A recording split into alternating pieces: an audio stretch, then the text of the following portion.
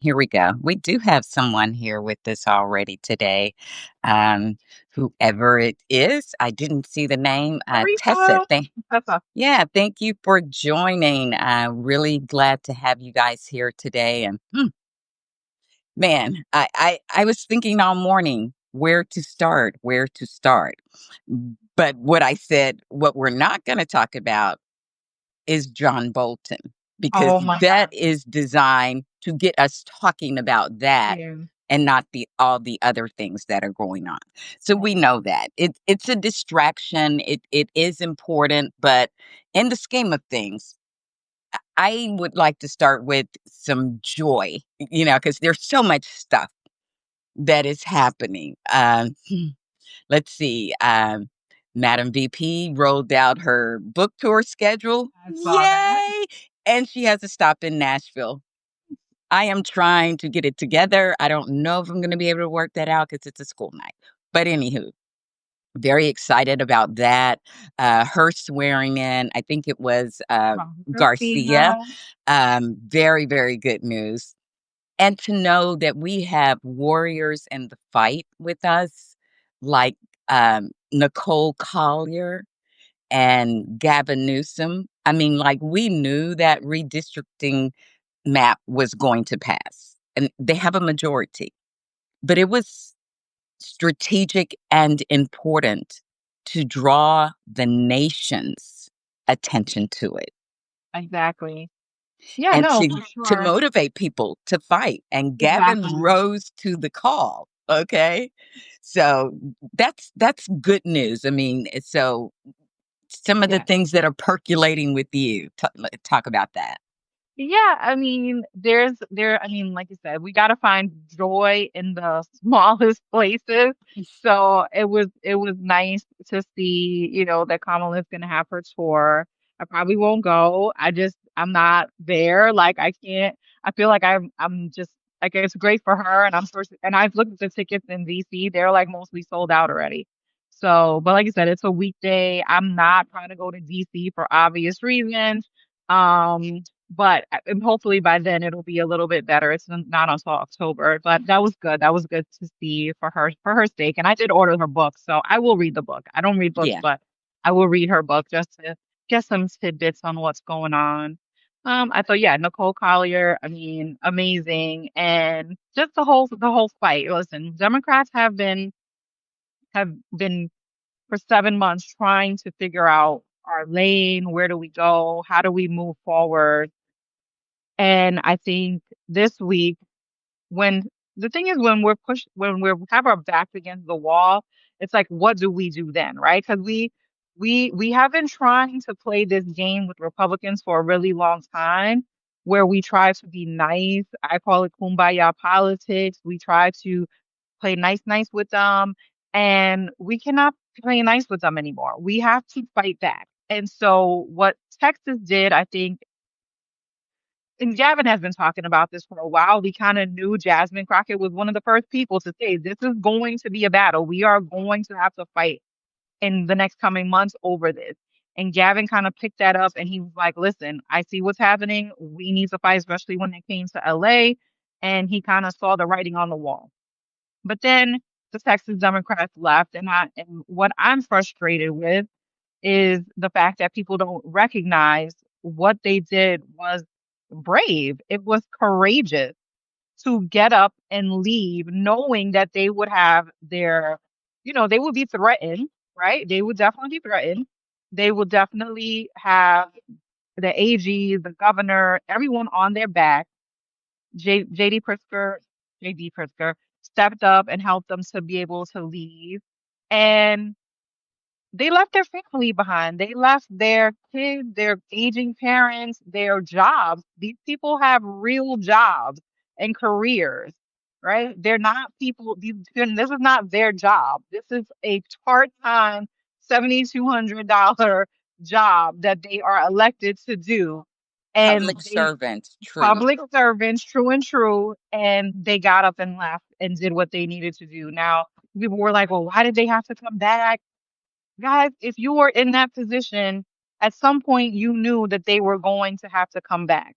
this was going to pass. At some point, it was a matter of time. And so this was the week it kind of like flowed, right? Like you said, it started when the last time we spoke, we had, that we knew that they were probably going to put this in motion. Gavin Newsom and the California Democrats, they were working on their plan, and they came to an agreement that they would move forward with this. They had and they moved fast. Let's be real. They really did move fast. Really? And they got this to where they were able to have a press conference. They rolled the bill out. They passed the bill, and that allowed for the Texas Democrats to come back. There's lawsuits that are going to happen in Texas, and it was kind of like the ball started rolling. And it's not the situation that any of us would ever want Democrats to be put in. But when their backs were against the wall, they did what they needed to do. And so I'm proud of California. I'm proud. These are the two biggest states in America. Okay, I'm gonna let's be grab clear. my tea. Keep talking. Yeah, yeah. No, these are the two biggest states in America, and one is trying to gerrymander the hell out of their maps. There's a racial gerrymander. They're literally taking away black seats they're putting pitting people against each Black other. and brown. Black and brown folks who are in the Congress to fight and duke it out with each other. And we are seeing that now. The whole Gavin conversation is a whole different conversation that we can get to. I would like to just have your take on Nicole Collier and what you thought about her bravery. DP did call her, which I thought was amazing to Yes. hear. And that's where Kamala excels. You know what I mean? Just talking to a black woman and just talking to women, period, and showing empathy and telling them she has their back. Exactly. I thought that was beautiful. I thought it was so important. I'm sure it meant a lot to her. If I'm not mistaken, I think President Obama also reached out to her or got a message through Got it. specifically to her. But that really touched me with her saying, hell no. It was just like every Black woman could relate to that moment. It was kind of like Rosa saying, I'm not getting up. She was like, I'm not signing that. At some point, you all get to the point where you say, I've had enough. I have had enough. Like I am in the right. You are wrong. And I'm standing my ground. I may lose, but people need to know this is my red line. I loved it. And I feel like that was so courageous because she didn't know when she was doing it, she'd be the only one. Right. Okay. And then once it was determined that she was, my heart, I got a little scared, I have to admit, because I'm like, I don't like the idea if this Black woman being in this building alone by herself at night. I just didn't know. I didn't have enough information. But, their chair came back and stayed with her. And then the next night, the others tore theirs up and joined her. So that feeling of fear for her went Yeah. away very quickly. But the fact that she didn't know any of this stuff and she stood her ground, I think that that is important and it can't be overstated because it's moments like that, inflection points, and like everyone wants a plan. They want an action plan. They want performance and all of these things. And sometimes you can't create those kinds of things. The moment creates them, and you never know who they're going to come from, what's going to spark it. So, this idea of everyone wanting this plan, no, the plan should be for everybody to get off their butt, get busy, get engaged, and do something, no matter how small it is. Because at this point, like it's clear to everyone they want to rule us. They want to create you whatever name you want to spin on it. It ain't democracy. Yeah, I don't even know what you call this because it's not what we are used to. Let's just go with that. This is not the world that we have been living in, and we are now at a point where we have to face reality of where we are, right? I think that's the hardest part for me is facing the reality that what what we had in 2024 is a totally different situation than what we have in 2025. And a year ago we were at the, I was at the DNC. It was the last, if you took a date, today would be the last day of the DNC, and we are not in that place. So as people were, people that were delegates, they were looking at their memories and things from from last year, and it just brought me kind of like to a place of sadness. And I'm like, what could have been and what is. And I don't like to live in the what coulda, shoulda, woulda world Yeah. because this is where we are. We are literally in reality, and reality has Donald Trump in the White House, Republicans running the Congress, Supreme Court that no one trusts, and we have to rely now on our state legislatures, which we knew from the very beginning of when this happened, and we would have to rely on our governors. And so this is the reality of the situation. And I'm just glad to see them step up, and Gavin Newsom's team of social media folks who are kind of a Yes. little He unhinged. he he has broken their brain, and the thing Oh of yeah, it for is, sure.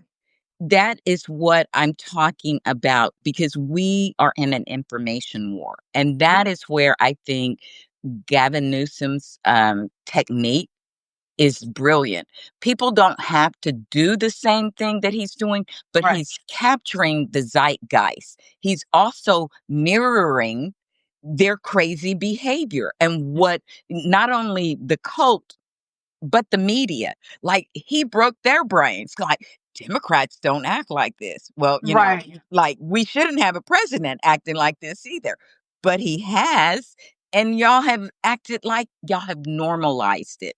So I love what he's doing. And I think beyond just the joy, the laughter and that in it, him poking at it really is important in this information war. It's an important strategic thing that he's doing, and people need to understand that. And like, Right. And not beat him down for it. I mean, like there's everybody has a role to play in this. This is what I feel like.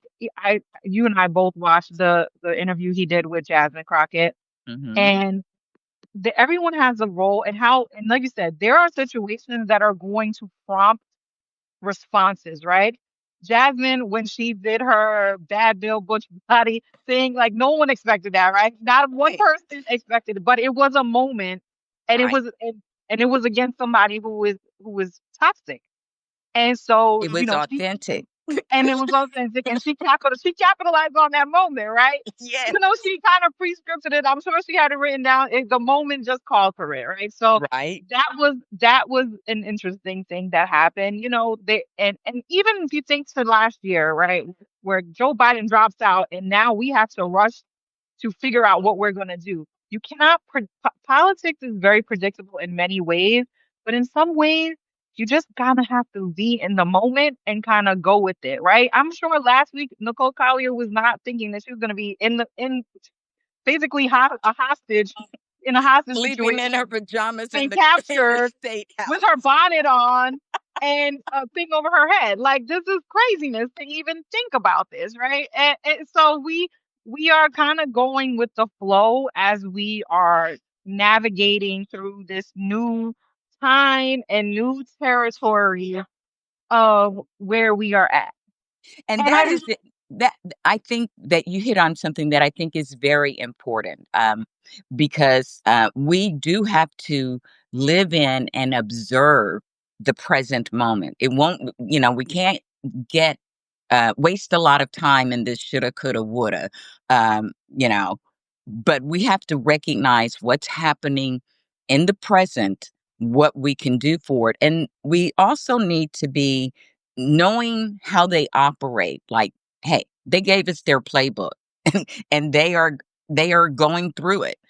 Knowing what their playbook is, it's also in this present moment that we can begin building an offensive strategy Exactly. as opposed to continuing to be defensive and responding. Like, I love that Gavin went out there, like, he changed the conversation. He made them have to talk Play about it defense. or defend the their cult leader. So that's what I mean when that's great offensive strategy, and that is what it is going to take in this moment because Soul Sister and I were having a little going back and forth because I think there was a ruling on his the finding in New York with Now, his yes, James, right? And so of course they're like, I won, I won, I won. I was like, of course. And no matter what the ruling would have been, it is he would his have said, his behavior is to say he has won. So I say, let's take that on. Proclaim our wins, "No, please." predict our wins because that's what he does. And it's not about him, like, behaving like him, but it is about claiming our own narratives, especially when the narrative we have are um drenched in truth. Like they're. Exactly. Yeah, no, to your point, I always say we have to be proactive about how we decide to fight these people. And I Mhm. think that Gavin has kind of given a blueprint of what we should do. My thing is, like, Jasmine, she's been fighting from the beginning, right? She's been fighting these crazy fascist nuts for months in the Congress, but she has no power. She is one of 212 people who is in the Congress, and she cannot do things by herself. That is a collective body of people who have to come to a consensus in order to pass bills And or she's a to freshman. and she no, she's not a freshman, but she's one of the younger members and Right, in, yeah. in there, right? You know Yeah. what I mean? Yeah. Mhm. And so we really have to kind of also set expectations with ourselves or kind of what we want from these people, from these Democrats, right? What I want from Democrats is I want them to fight for me and for the people who are now, we are all marginalized in many ways. Like we are all If marginalized. you're not white and Christian man, they're coming for all of us, Exactly. and, So and we the are all and marginalized. those in that group too. If they don't like what you do, they're gonna come for you too, John Bolton. Exactly. Yeah, right. So there is it's all about revenge and grievance politics and being frustrated. But I also just want people to remember, and I wrote this in my Substack last weekend, that we also have to understand that there are people that are in our party that do not have what it takes to be in this moment. There are just some. Chuck Schumer is not the person for this moment, right? Like Facts are facts. we have to just accept that. Hakeem Jeffries could be a person, but he wants to lead his caucus. He does not want to be the party leader, the The resistance leader, spokesman the in spokesperson that for the way. party. Yeah. Yeah, he just doesn't want. So we have to also kind of let that go. The people that are willing and wanting to fight, embrace them and stop this whole nitpicky thing that we do that we're like, well, yeah, Gavin is doing a great job, but he also had a podcast and I didn't like the podcast and da da da da and this whole thing. Like, I don't care. I don't care about his podcast from 6 months ago. I care about where we are living in this moment right now, where I have to tell my husband, don't go to DC because he wants to go to DC. And I have to have a whole conversation with him and tell him and show him videos of the police stopping random people on the side of the road and searching their cars. And I'm like, we don't. Why would you put yourself in that situation? We don't live in if if DC. if you don't have to, and that's Exactly. that's the thing, right? So you're right, and this is again, like I said, people wanting a a plan, a hero, some messaging to amplify. In this moment, I'm saying create your own.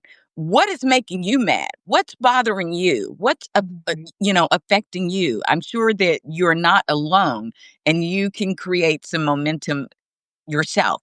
But I think we need to stop expecting perfection from the electeds, okay? Right, Let right, them do what it is they do, because even though this is not a moment for Chuck Schumer has institutional knowledge right. and skills that is important and will be important at moments in this fight.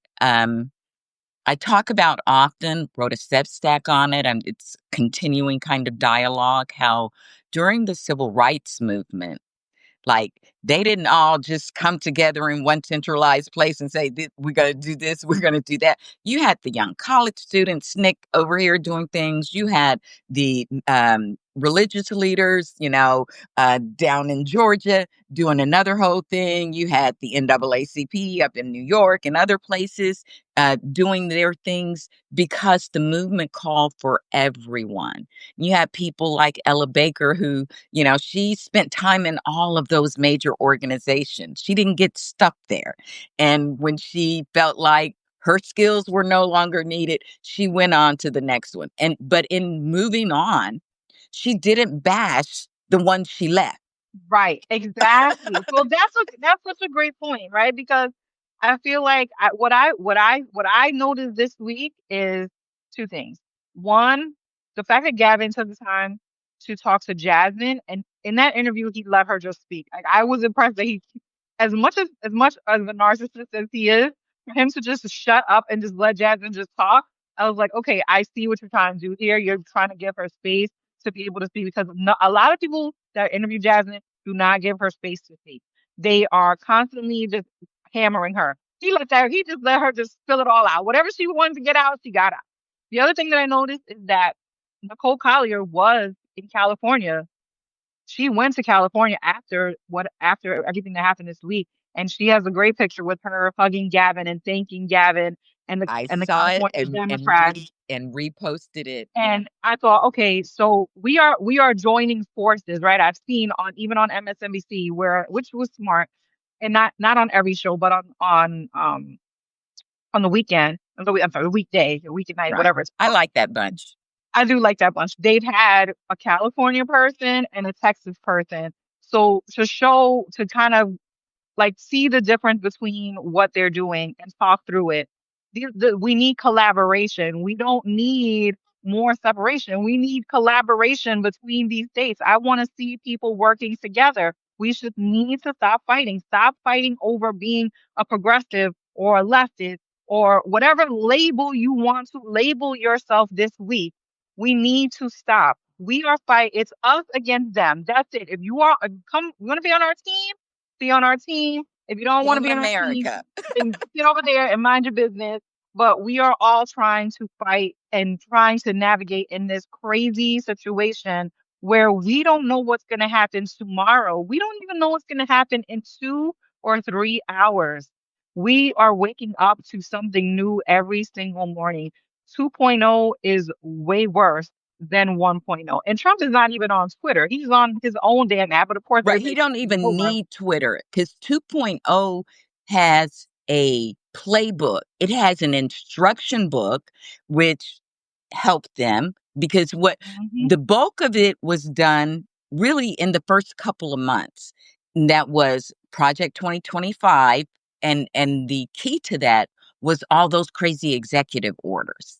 The other key was the doggy boys because they helped to destroy things real quick and fast and Right. crazy, and kept people off balance.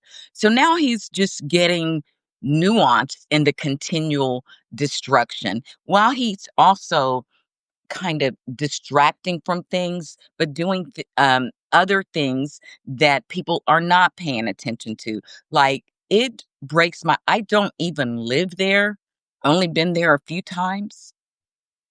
It breaks my heart to see what he is doing to our capital. And over again, they really speak to the reason and their intention because um last week. one of my state representatives, called the white protesters bogus because it's DC is 50% black. Okay, so he just couldn't believe that and didn't want to believe it because it didn't fit into his biases, but it also pointed to the fact that is who they wanted out there. That is who they wanted to Right. inflict it on. So again, when they have their martial, militarized tour with the big heads, Hegseth, Miller, and the ice dude, showing their tour de force, marching through, getting booed. I loved it. I loved the comments to the VP and the couch. That was fabulous. But Stephen Miller did the same thing that my rep Burchett did when he talked about he called those protesters like that's another thing that I hope the good whites, as you like to call them, That's what I have call them. have figured out that when they are out there, they're not going to be met with the same kind of violence, and it Right. really gets on their nerves and disturbs their narrative. Miller's called them old white hippies and told Hippies. them That was funny. That hippie thing really, the hippie thing made me laugh because, like, where did you pull that from? But the truth of the matter is, the a lot of the people that are there are not hippies. They are younger. They are white. And the thing is, they live in DC. I don't think people understand the dynamics of it's DC been because gentrified a little. it's not little, it's a whole lot. Okay, DC is very gentrified, and it's not as bad as New York, but it is very close. And so you in a neighborhood, like my husband grew up in DC, so when we go to DC, he's like, Tim, I don't even recognize this place anymore because it is not the same, and they're acting like we're living in the 80s or the 90s, the way these people are talking about crime. And but I still am laughing because of Sandwich Guy. Sandwich Guy is my favorite part of this whole thing. Like They the have whole murals on it for him now. that is my guy. Like he was mad. He was so mad about the fact that these cops were there. But these people are in their neighborhoods. You know what I mean? Like this is also where white The and sandwich black guy's like, people. get out of my backyard. Yeah, he just went to go get his damn. He probably was at the bar, went to get his Subway sandwich, his little Subway sandwich to soak up the alcohol. Comes out and sees all these cops out there, and is like, "What is even happening?" Because this is even before it was even formally announced. Because they didn't announce it, I think, until like Tuesday, like or Monday or Tuesday. It was Monday. Yes, Yeah, and yeah, that was Sunday night. So this is before there's even an announcement, and these people are like, "Why are all these cops in our city? What is right. happening? Where did all these people come from?" And my man went to go get his Subway sandwich, comes back, sees, and is talking to some black folks that are recording, and they're like, he's like, "What the hell's going? You screaming, you fascist!" He's going nuts. He goes in front of the cops, and then he confronts him, and then he takes his Subway sandwich in the little baggie and hits him with it in the chest. And then the cops have to run after him, which was even more funny.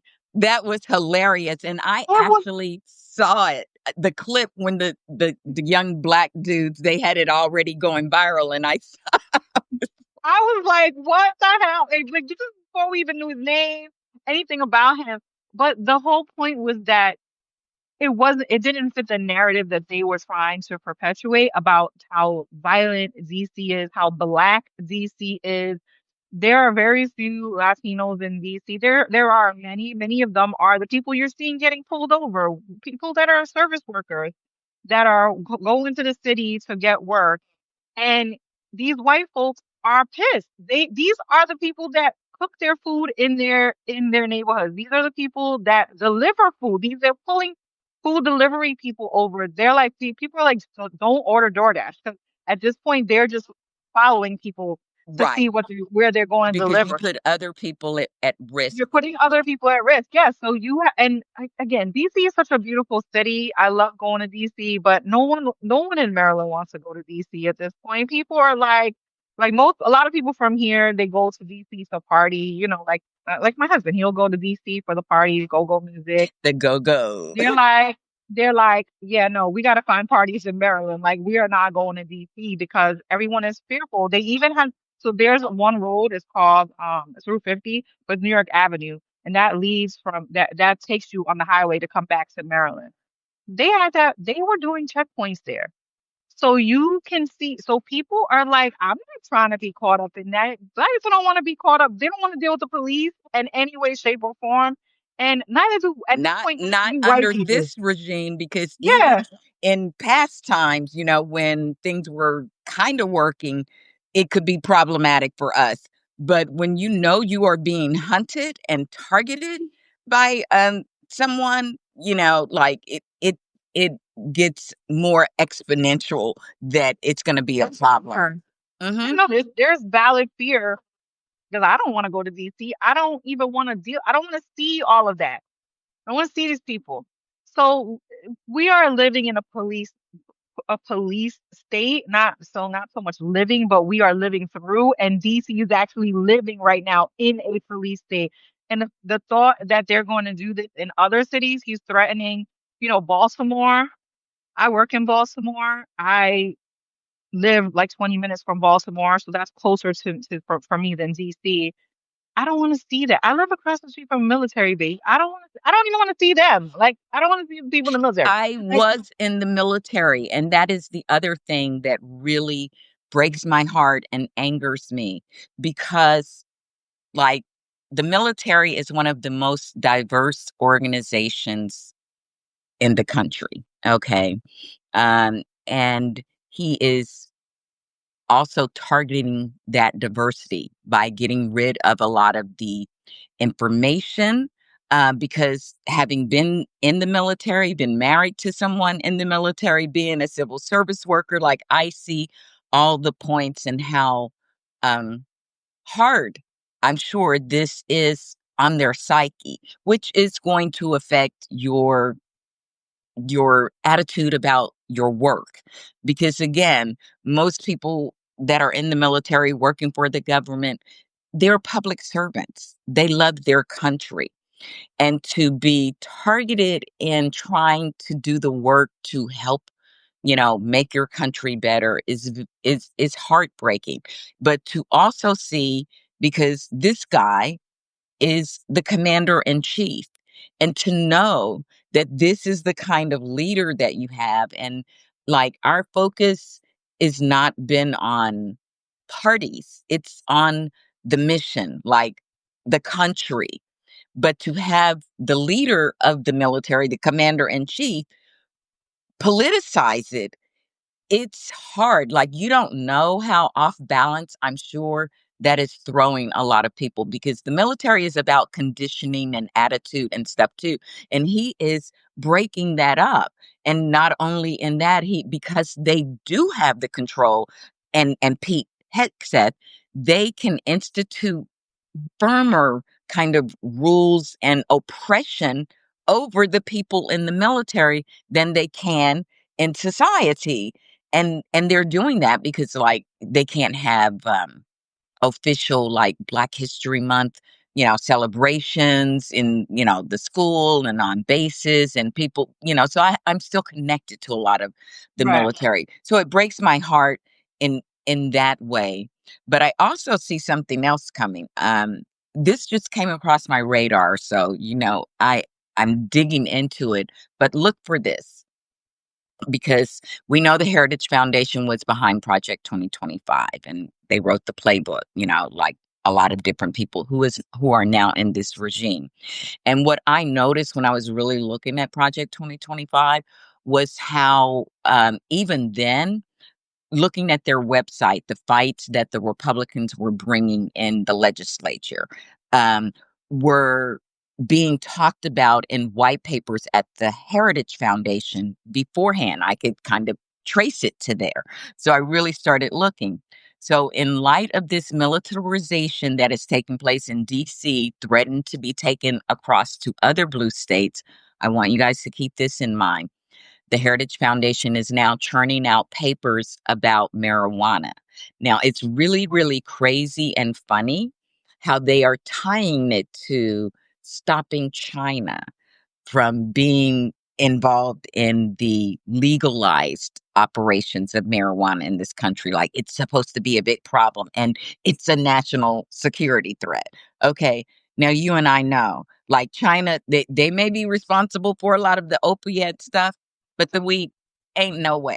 You know what I'm saying? It's just But the thing, but there's also going to be a different way they're going to spin that too. Now that you said it about the weed thing, because a lot of the people that are being like prosecuted in DC is because they're smoking outside. They're going to try to tie all of this stuff together, and yeah, and then that's it's what I wanted you are so smart because connect the dots because I saw that because I said and see before they even peeled out the military in large forces like that, I was seeing clips about people like ICE agents going into the parks and arresting people. And it was kind of like this weed thing. I said that is another way for them to target blue cities like in a couple of different ways because a lot of them have legalized it. So they are exactly. going to use federal law to take away their state laws that are in place and to prosecute people. And so you see in a state like mine and others, not only are they prosecuting them in that way, but it is another way of disenfranchising people. So connect that to their effort to suppress the vote, gerrymander, and those other things. That affects people's ability to have power in their vote. So it's you see Yeah, it these was all connected because Trump is yeah, might want to take mail-in ballots away. And Gavin, I said it on our show on Wednesday that they are going to have the military in blue cities during 2026. And Gavin, sure enough, he did like a little town hall thing yesterday. He said the same thing. And I mhm, was like, you know what? The thing with the Republicans is that they are very predictable, right? They have everything written, they say everything, but exactly. far They tell too you their many, plan. they know, you know the plan, but far too many Democrats act like what they're saying is not going to happen. But everything that they said was going to happen has happened and then some. So what is not clicking to people on where we are and what is about to go down? Like, What what is are y'all going missing? down? Yeah, And what, yeah, what is going down? Because every day there is something new. I mean, I just saw the report like maybe like 2 hours ago that the National Guard is going to be armed, which is like what? Like these people are gonna that violates like laws, like the cozy commissariat. They're not supposed to be acting as law enforcement in cities. So how are they gonna get around that? Trump doesn't care. He's like the left let them take it to court and fight me there. This is what they do. So and then we also but we didn't even get to like the Putin summit. This I mean there's so much craziness that has happened. It's so weird. oh my God. It's just so much. It's like coming at us like high velocity, as Madam VP said. Madness.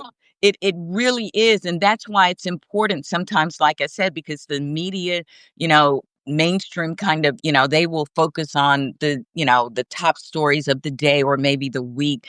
But it is important that we have conversations like this where we hit on them, but we help people to connect that dot. Like as soon as I started reading those Heritage Foundation white papers, I was like, this is how they are going to be going into blue cities and disrupting life for them. And it's a twofer because they will be kind of prosecuting them, but they will also be stopping some of these people from their ability to vote, you know.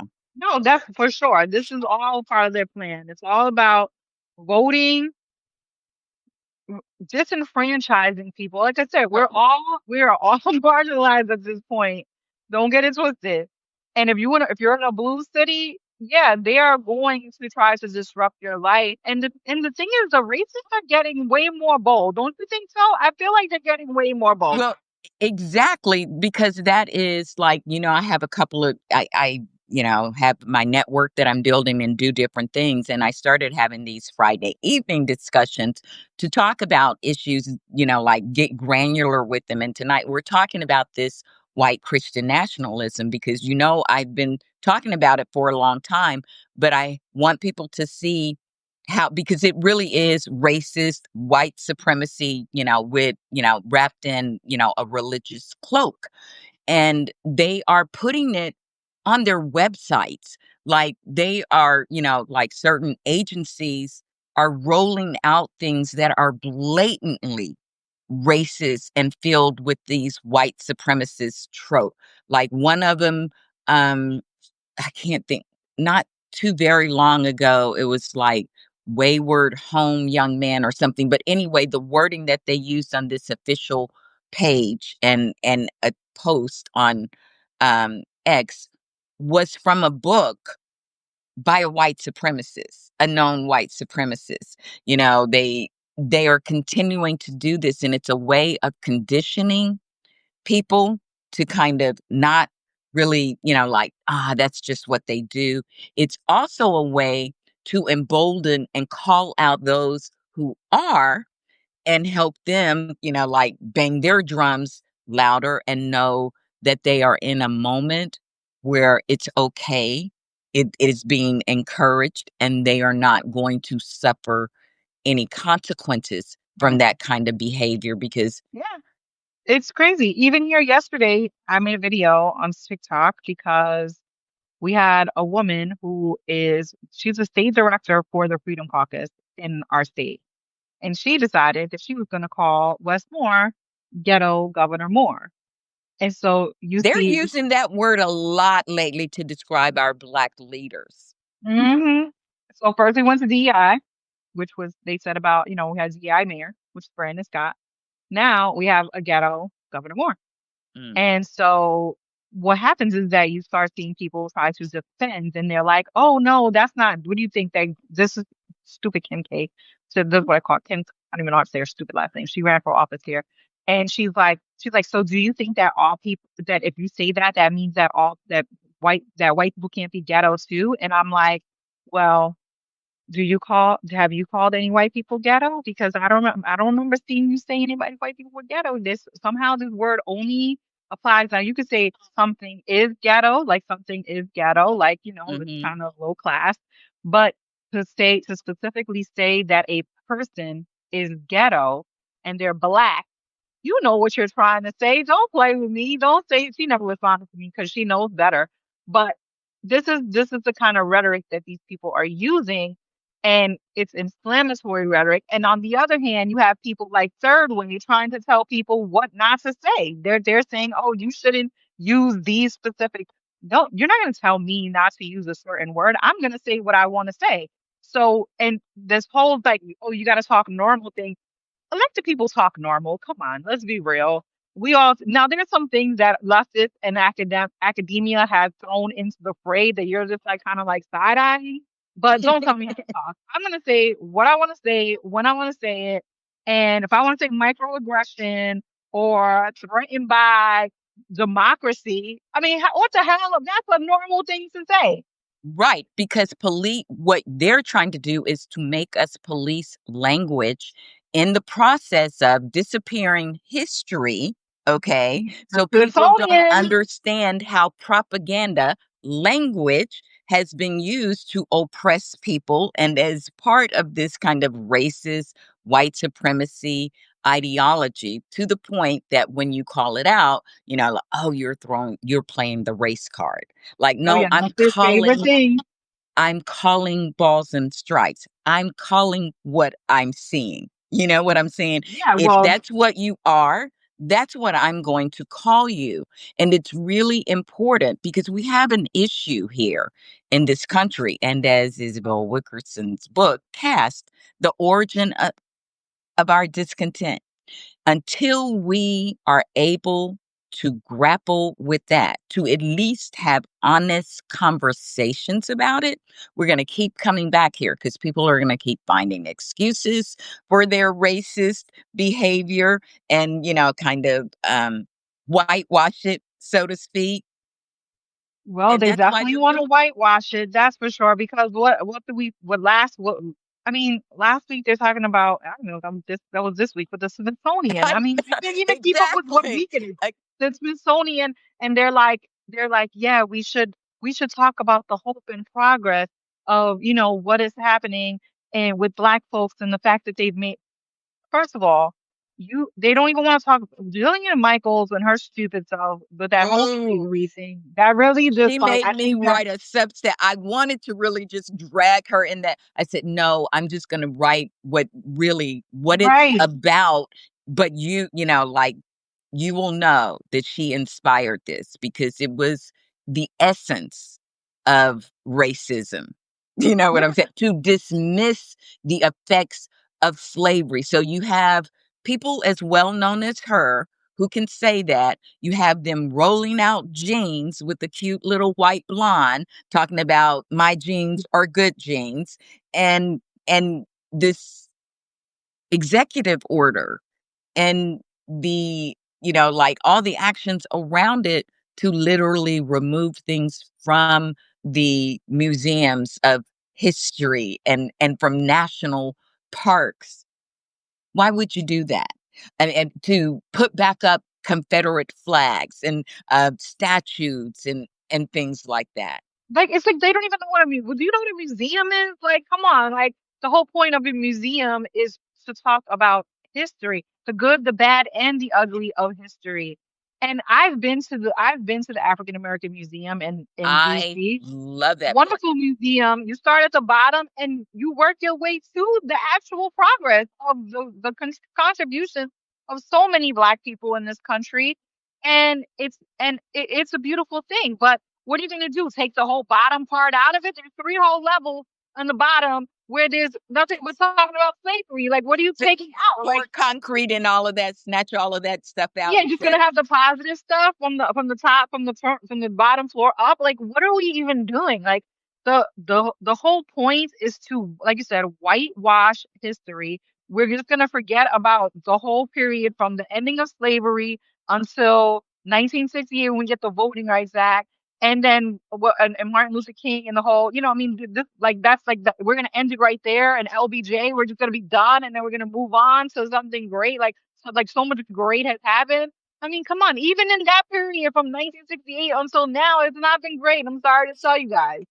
and they're trying to wash away that progress that was made. Okay, like that's they want you to focus on that in one respect, while legally they are stripping that progress away from us, in their policies and those types of things. So it just makes no sense, except that they want to kind of rationalize their racism, their Con- white Control it too. superiority complex, and there's just no way that they can do that. They also want to diminish and dehumanize us. So, like, our greatness in part comes out of, like, you cannot wash away the effects and the trauma of slavery, because then you're not able to fully appreciate a Barack Obama, a Kamala Harris, because it's like,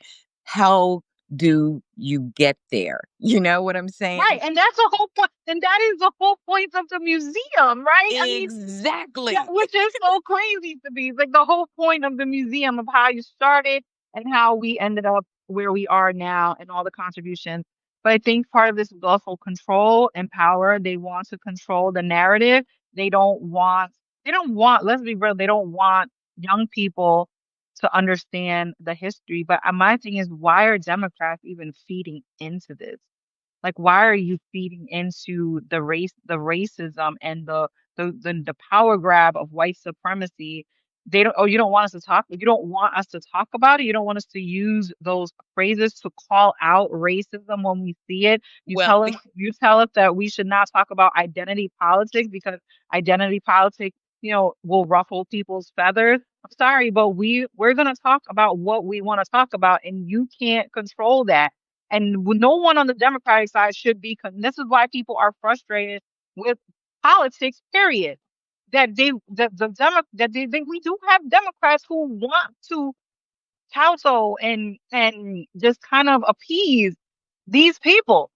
And It happens in hey, every fascist regime, but when you are saying that, some Democrats don't want you to talk about that, well, we really have to be honest again to say that white supremacy crosses party lines, okay? Because exactly. some of that stuff is built in, taught, and people don't want to they want to be considered the good guys because they are, with the party that is progressive or whatever, but it doesn't erase your white supremacy beliefs, that you are better, that you deserve to be empowered. It taps into that kind of manifest destiny, kind of thing that, like has been very, has been the legacy of the lost cause, the United Daughters of the Confederacy, and all the other elements that help to teach this to our children. And kids go to school, they get an education, and not realizing that it has been whitewashed and revised in a way because they want to protect their feelings. They don't want them to know their ancestors, were the people out there throwing rocks and stones at little black kids trying to go to school and doing things like that. But you need to know that because you need to know that there's a reason that it's important, and heroic and courageous what Ruby Bridges did or what Nicole Collier did, because again, like I really was concerned with her being Oh, there I was by too. herself because it helps people to forget what this country is capable of, because I hear a lot of times, this is not my country, I don't recognize this country. Part of the reason they don't recognize it is because people have whitewashed, erased, and diminished some of the atrocities True. that our country has engaged in, but black Or they people. don't want to, or they don't even want to acknowledge it because then they would.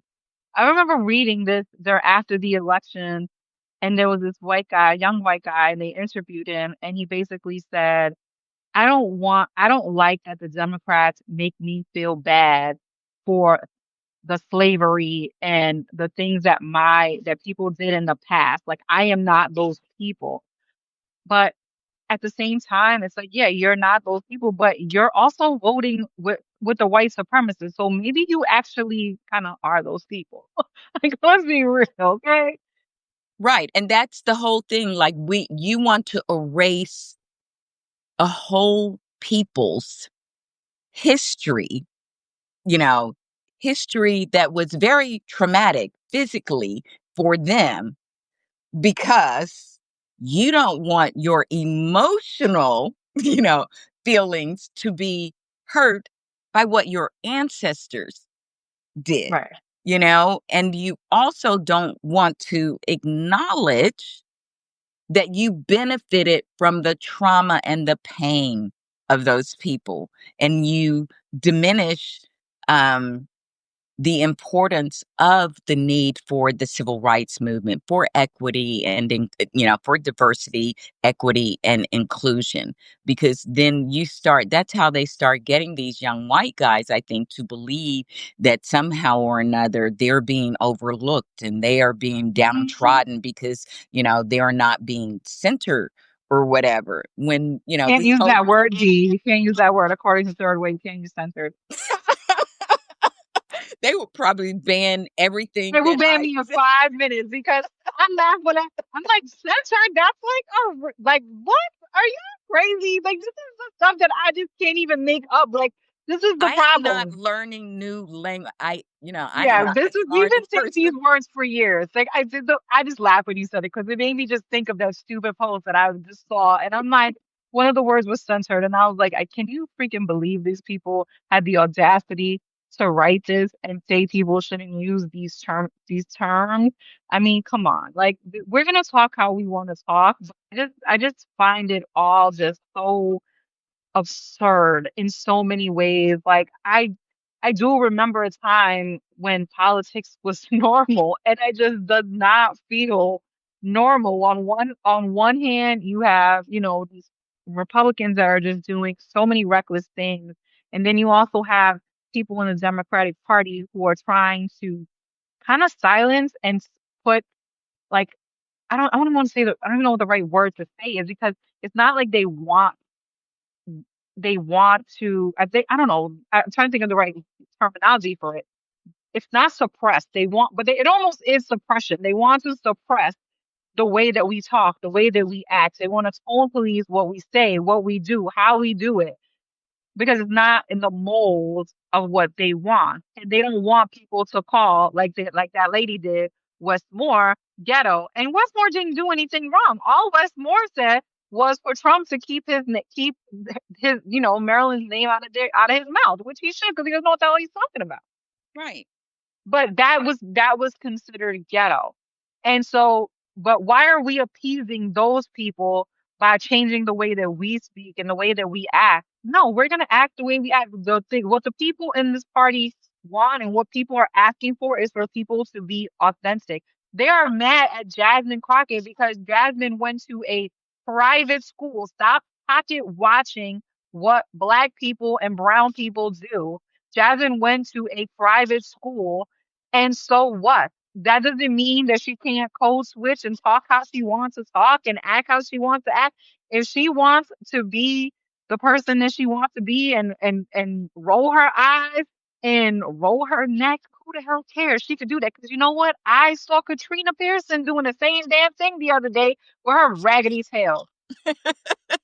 Well, and that is the thing, because we exist and we should be allowed to be who we are. We can be brilliant and smart, but at the end of the day, also, it is about, like, not everyone gets a college degree. Not everyone is engaged in politics. So it's also about being able to speak to things, speak to people about political things and language and terms that they can understand.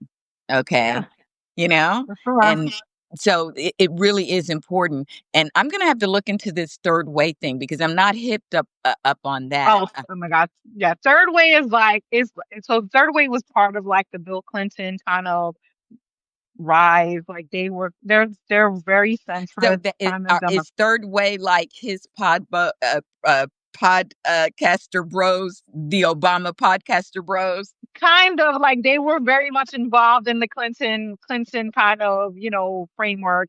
And so they have carved out this whole thing, but they're way far to the right than most Democrats. I mean, they're not thinking about this stuff. So They're they like, still want us to be able to language and talk to Republicans, which no longer exists. So now you want us yes, to talk to and message to MAGA. Okay. yeah, basically, and tone down the way we speak. It's a very Rahm Emanuel kind of politics that I just don't understand and never will.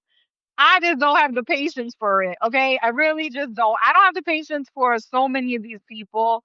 And I'm like, see what is right in front of your eyes and stop worrying about 2028. Stop worrying about what's going to happen, in New York City. Focus on what is happening today. And what is happening In your today backyard. is crazy. Yeah. It is madness. I don't care. I made a video this morning. I don't care about half the stuff that you guys are bitching and complaining about on social media. I care that my husband literally could go down the road, get caught, because literally you could be in Maryland today and be on one street, you could be in Maryland, and you could be in DC on the next side. That he's on the wrong side, and now you got to leave, because literally right now DC is like sundown time. You got to get the hell up out of there by a certain time, because you don't want the cops to catch you. So we are in this place. I'm worried that the that he's gonna send people to Baltimore. I mean, we are living in a situation where it's unpredictable. No one knows what these people are gonna do tomorrow.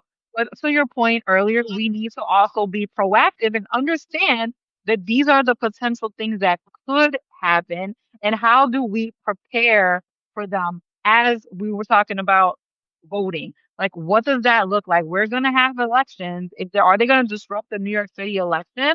Because Trump is basically threatening Mamdani. I mean, he's like, if he gets elected, he's gonna do all kinds of stuff to him. He's all about the threats. He's like basically I can pull your funding. So there are things that we have to prepare for as we go through the next couple of months, and we can't start looking forward to 20. I don't give a damn who runs in 2028 at this point. Child, everybody and their mom is going to run, and they are going to annoy the hell out of me. I don't even care about that. I care about 2025. We have a governor's race that needs to be won in Virginia with that cray cray lady. Oh, good news! I just saw Kilmer Kilmer Abrego Garcia was released from prison. Yay! I That just saw is that on my phone. I don't that know what happens next, but it looks like he was released based on what I just got. yeah, So yeah, like I said, all of this is so unpredictable. We got to keep fighting in the court. We have to keep fighting with rhetoric. We have to keep fighting and doing what we're doing here, just talking about the issues in a nuanced way that the media is never going to go deep into these issues. They are hit. I mean, think about it.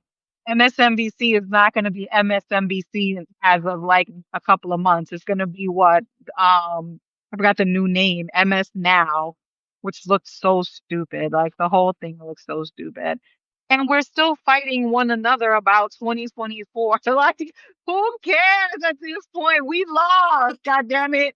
exactly. It is over. We have an election ahead of us. There are elections on the ballot in states right now, like in November. California is going to have to decide, like, are we going to make our this fight a fair fight for us?